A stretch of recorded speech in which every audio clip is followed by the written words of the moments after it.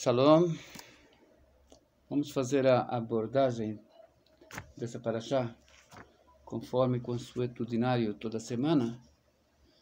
E são duas parashiot, então eu prefiro escolher uma delas.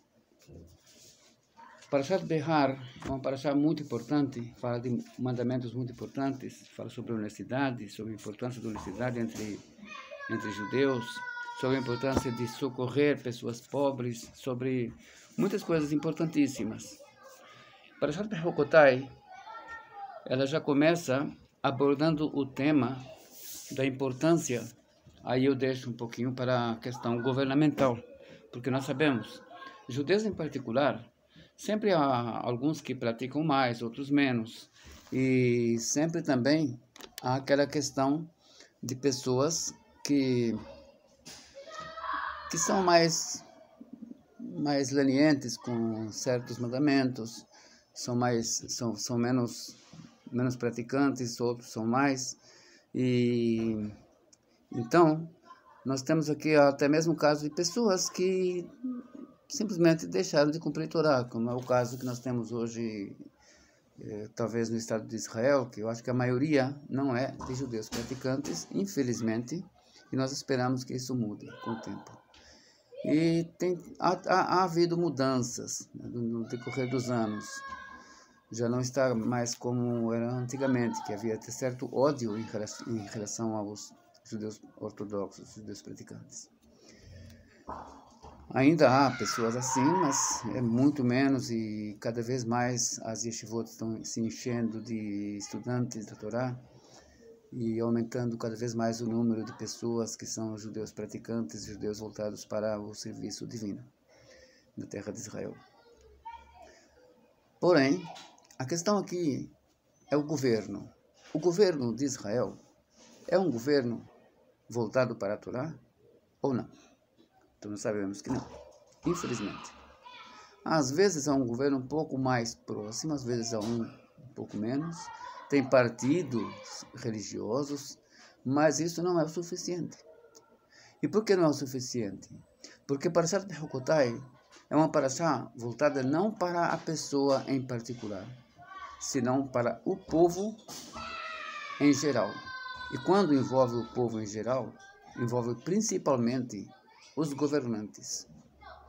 Seja rei, como nós esperamos que venha nosso rei, Mashiach, ou seja, o que ocupa o lugar do rei, um presidente, um primeiro-ministro, como no caso de Israel hoje, o mandatário, não sei se a palavra certa é mandatário, o mandante, a pessoa que se responsabiliza por tudo, praticamente é o primeiro-ministro, e o parlamento. Agora, esse parlamento, apesar de incluir pessoas que são praticantes de Torá, não é um parlamento realmente voltado para a Torá.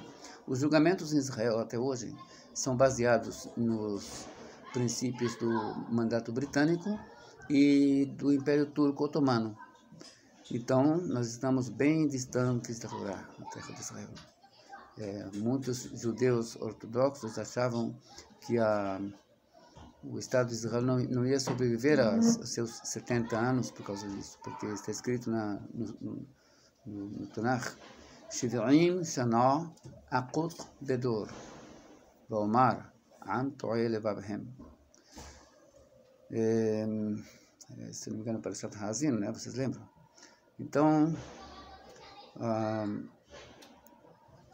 70 anos eu estarei irado com uma geração, e eu vou dizer que eles são um povo de coração enganoso, coração enganado.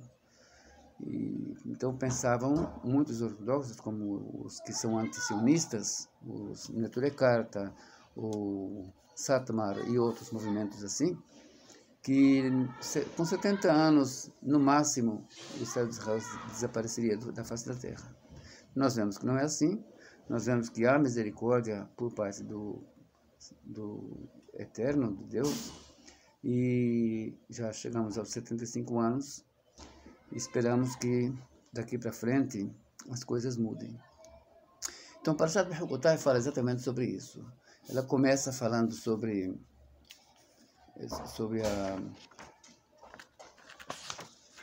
a questão do cumprimento, de quando o povo judeu está cumprindo os mandamentos, os julgamentos estão sendo pela Torá, tudo está sendo correto. Então ele fala, Venatati gishmechem be'itam, im behukotai telechu, se vocês andarem segundo os meus hukim, segundo os vet mitzvotai tishmeru, e os meus mandamentos vocês guardarem, va'asitem otam, e vocês cumprirem, Venatati gishmechem be'itam, eu vou dar a chuva de vocês na época certa.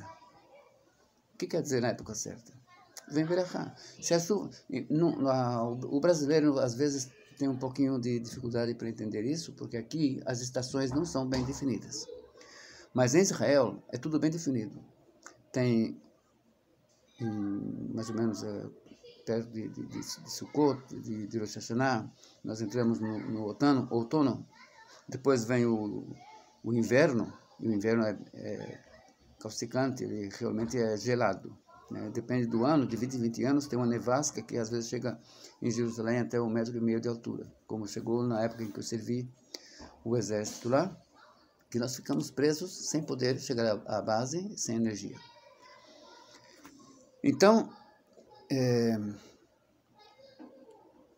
a importância de tudo cair no tempo certo, numa região do mundo onde as estações são bem definidas, né, como o caso de Israel, como estou dizendo aqui, é sinal de frutificação, né, para a colheita, seja do que for, seja de cereais, seja de frutos, tudo. Por quê? Porque a chuva na época certa, ela faz com que as coisas sejam abundantes.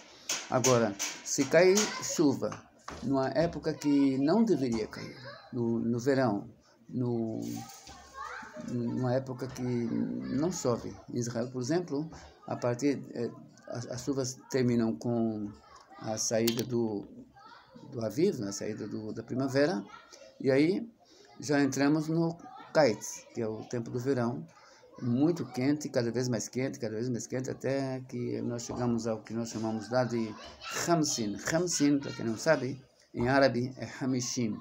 Hamishim em hebraico. Mas eu não sei porque o povo usa essa palavra sempre em árabe.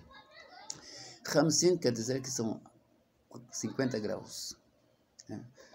Eu não sei se já chegamos a 50 graus, mas o calor lá no verão chega a ser muito alto, principalmente no mês de Tammuz. Mês de Tammuz é o maior calor que nós temos.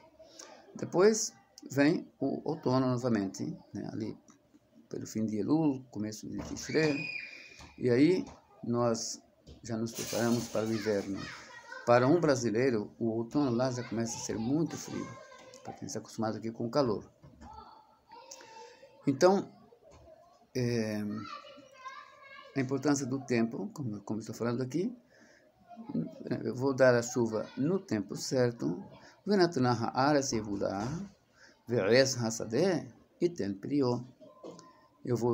e a terra vai dar o seu yevul, o seu fruto, e a árvore do campo também dará os seus frutos.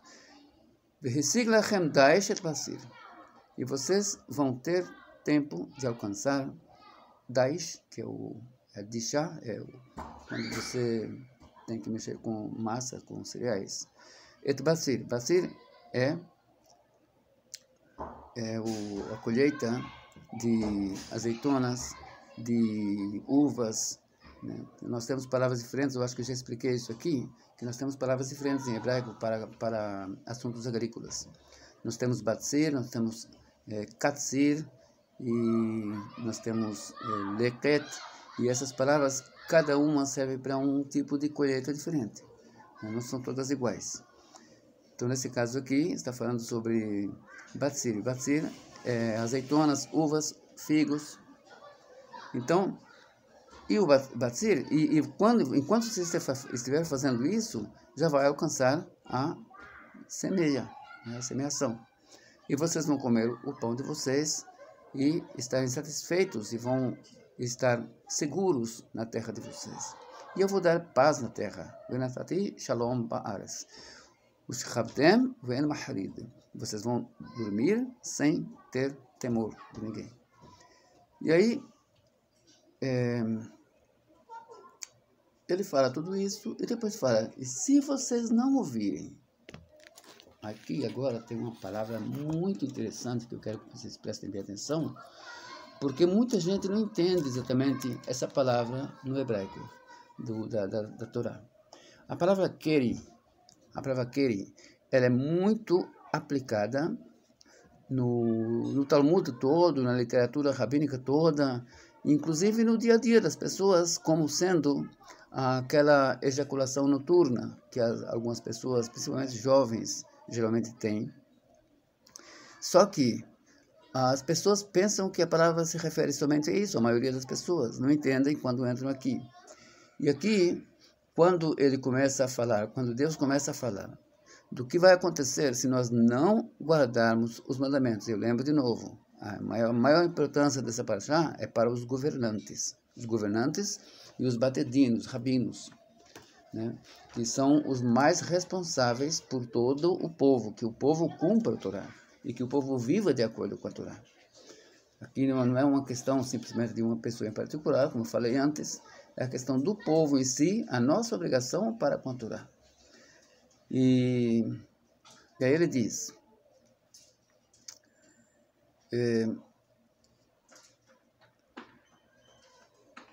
estou encurtando, tá bom? Aqui tem mais coisas que eu podia ler, um monte de brachot, de defesa, de nós vencendo em guerras, nós não tendo inimigos para nos atingir como estão atingindo agora. Lá, não sei se vocês viram no noticiário que uma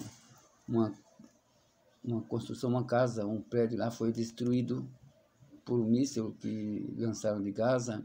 7 pessoas ficaram feridas, uma faleceu, infelizmente, e que Deus nos deu a vingança e o consolo pela morte de nossos irmãos.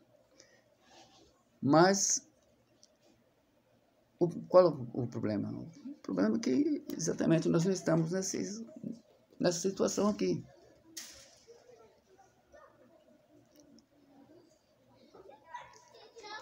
Isso dói.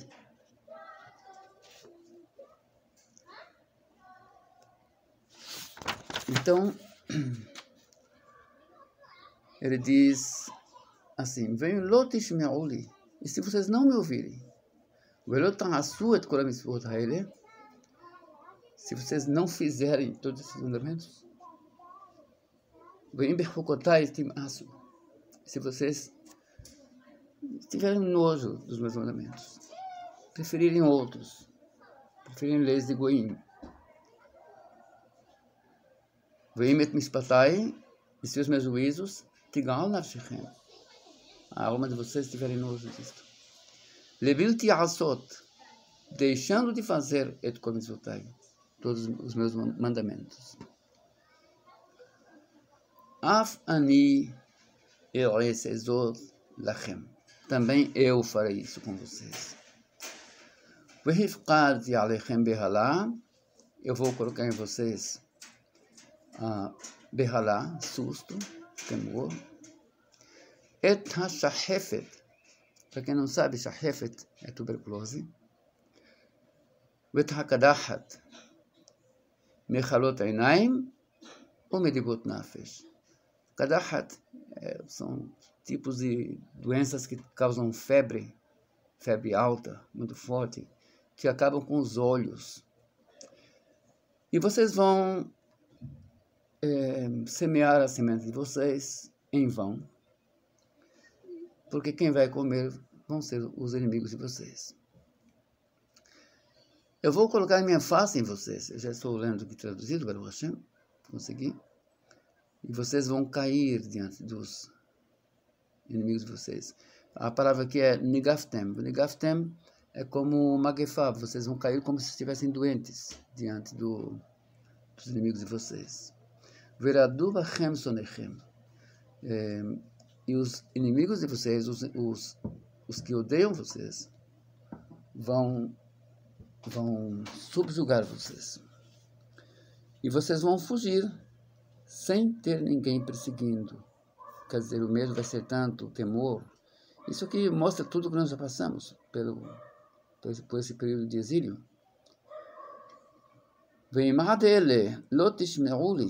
E se até com isso vocês ainda não me ouvirem, eu vou aumentar o sofrimento de vocês, 7 vezes mais, pelos erros de vocês. Eu vou quebrar o orgulho de vocês, o orgulho da intrepidez de vocês diante de mim. E eu vou dar o sol, vou colocar o céu de vocês como se fosse ferro, e a terra de vocês como se fosse cobre. Aí não só que os inimigos vão comer o que sobra, simplesmente a terra também não vai continuar dando frutos. A força de vocês vai acabar em vão, e a terra de vocês não vai dar fruto, e nem as árvores. E se vocês disserem, aquela palavra que eu falei, que no hebraico de hoje é mikre, né? Já estou traduzindo diretamente, para que as pessoas não pensem que querer se resume somente ao que acontece com os jovens à noite, né? Involuntariamente, durante o sono. Então, se vocês forem dizer que é mikre, é um acontecimento, é uma ocorrência, isso acontece, isso é o dia a dia, isso não tem nada a ver, não, isso não é porque a gente fez errado que vai acontecer uma coisa errada, uma coisa ruim. E aí eu lembro aquela questão de que Rabbi Moshe Chaim Luzzatto, em um dos seus livros, né, eu tenho uma coleção dele aqui, tem muitos livros dele que não foram impressos, mas foi um grande sábio, um cabalista da Kabbalah racionalista, né, que é bem distante de qualquer coisa ligada com feitiçaria ou com coisas que levam a crer que Deus, tudo está em Deus e Deus está em tudo, que tudo é parte de Deus, que tudo tem centelha divina. Então é bem diferente de todo esse pessoal. Tanto que o Gaon de Vilna disse que se Rabbi Moshe Chaim Luzzatto estivesse vivo durante sua vida, ele iria a pé desde a Lituânia até onde ele estava para prestar honrarias, né, de tão grande que ele considerou. E sobre o principal livro, Mesilat Yesharim, que foi o livro que ele escreveu na Holanda, quando os judeus portugueses que já tinham cortado ligação com qualquer coisa que tivesse a ver com Kabbalah, então o Ma'amad, o pessoal que mandava na comunidade, e os rabinos de lá também, proibiram que ele escrevesse qualquer coisa ligada com Kabbalah, publicasse lá. Então ele escreveu Mesilat Yesharim. Só que o Mesilat Yesharim também tem a ver. Só que o pessoal não entendeu que tem, porque é um livro que parece ser muito simples. É um manual para a pessoa se tornar um justo. Um manual que a pessoa precisa ler, reler e reler a vida toda, até conseguir se aperfeiçoar e se consertar. E olha que ele ajuda bastante. Então ele escreveu esse livro, e o Gaon de Vilna falou sobre esse livro, que nesse livro não há uma palavra a menos ou uma palavra a mais. É um livro perfeito. Então, nós continuando no nosso assunto, essa palavra mikre aqui, essa palavra keri, ela significa mikre no hebraico de hoje, e mikre é um acaso. Isso acontece por acaso, isso não tem a ver, não é porque nós fizemos coisas erradas, ou porque nós não estamos respeitando, não é por isso. Isso acontece, são coisas da vida. É errado pensar assim. A pessoa nunca deve pensar assim, nem a pessoa em particular, e nem o povo no geral. Nem nações, né, como Israel, ou como até mesmo o Brasil, ou qualquer nação do mundo. Porque existe aquilo que nós chamamos de microcosmos e macrocosmos. Então, sabemos que, assim como há um julgamento para uma pessoa em particular, também há para um povo, para uma nação, para um país. E isso nos leva a entender o que é um julgamento, como eu citei Rabbi Moshe Chaim Luzzatto, que ele coloca simplesmente como uma questão de ação e reação. Aquilo que você faz, volta para você. Se você se desfaz dos mandamentos, aquilo no futuro te causará problemas. Se você se prende demais a certas... Né, como, por exemplo, uma pessoa diz, eu estou vendo aqui umas coisinhas que têm a ver com pornografia. Eu não estou fazendo nada, não estou tendo relacionamento com ninguém, não estou fazendo nenhuma transgressão, só estou olhando. Só que aí, isso prejudica a sua mente. Isso prejudica a sua mente e enfraquece, e pouco a pouco você vai chegar lá. Você vai acabar fazendo uma coisa errada. Então a pessoa tem que ter esse cuidado, que tudo que a pessoa faz acaba gerando uma força espiritual, que aquela força espiritual é uma questão de ação e reação.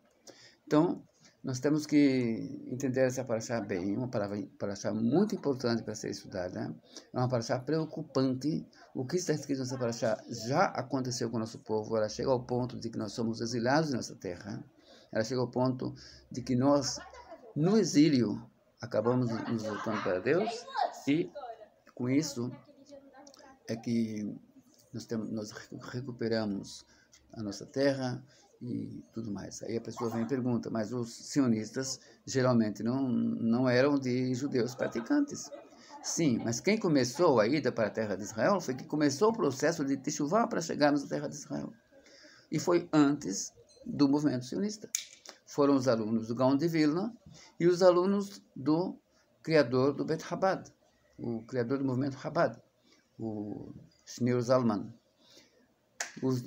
Os dois criaram dois grupos, um em Hebron, outro em Jerusalém, depois foi aumentando, e está aumentando até hoje. Hoje nós temos várias yeshivot com o sistema de estudo do Gaon de Vilna. Não estou me referindo aos lituanos. Os lituanos dizem que são discípulos do Gaon de Vilna, mas na verdade eles não vivem de acordo com os ensinamentos do Gaon.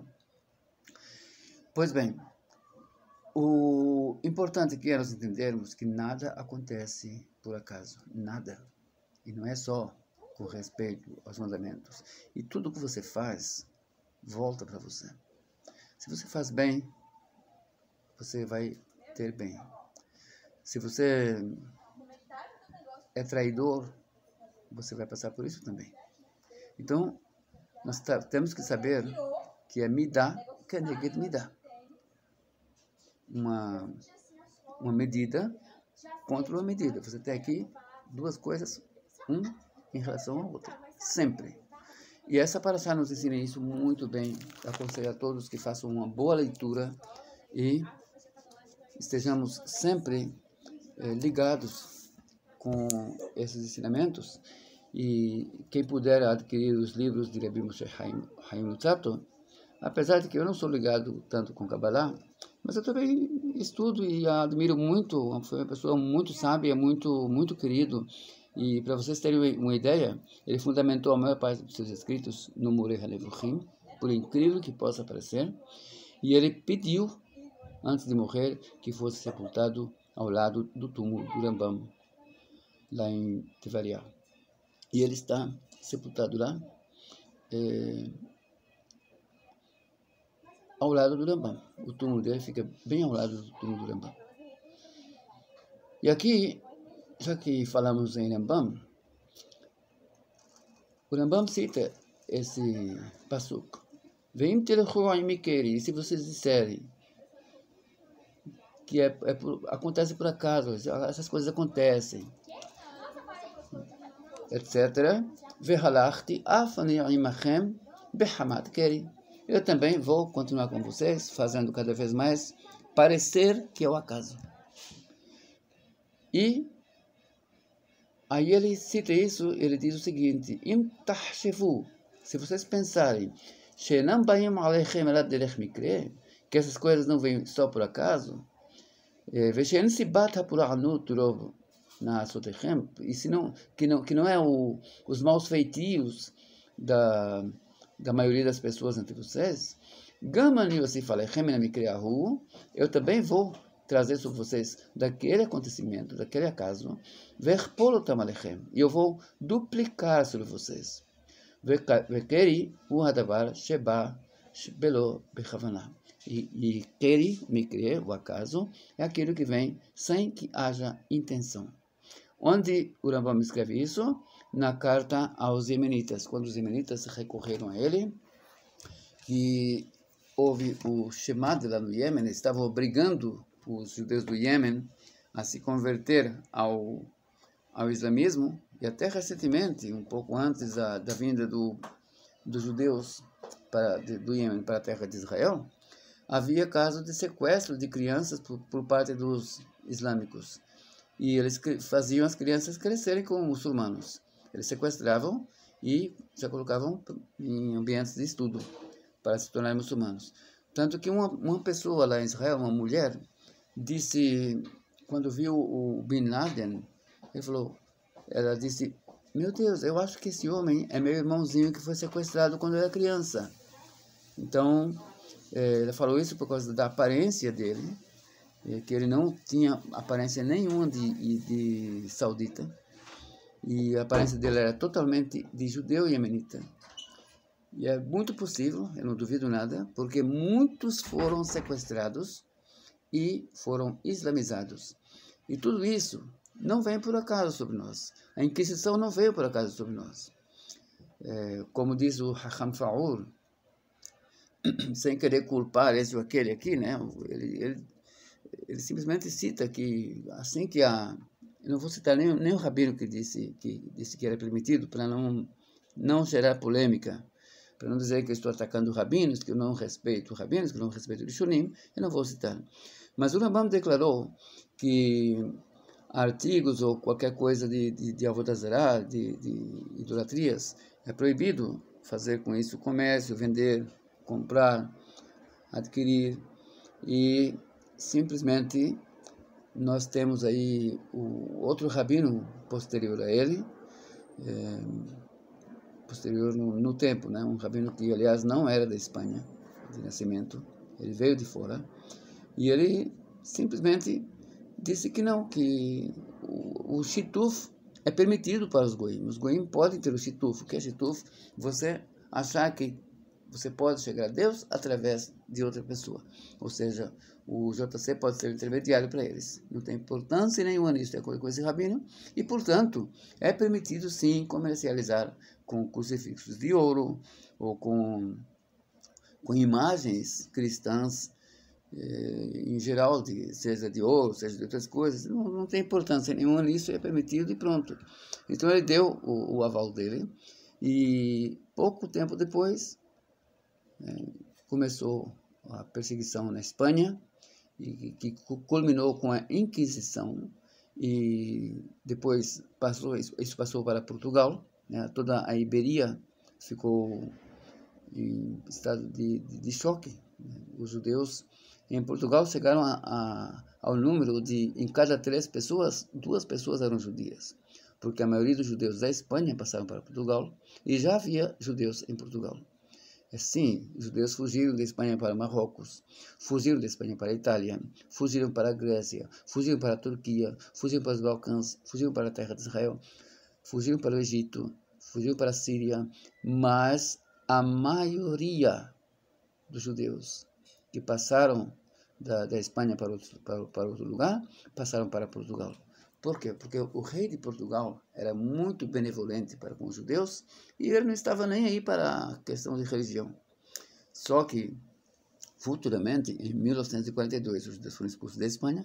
Em 1947, aconteceu que o rei de Portugal achou que todo mundo é igual a ele, ninguém não está nem aí para questão de fé, ou de mandamentos, ou de religião, e ele simplesmente disse que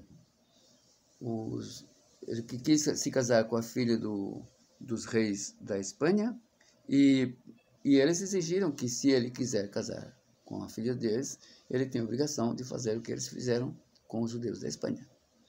Então, ele, pensando que os judeus não iam abandonar, não iam deixar as suas riquezas, que eram muito ricos, havia judeus até nos palácios. Então, o que ele fez? Ele disse que ia trazer uma grande quantidade de navios e que os judeus estejam no dia marcado na praia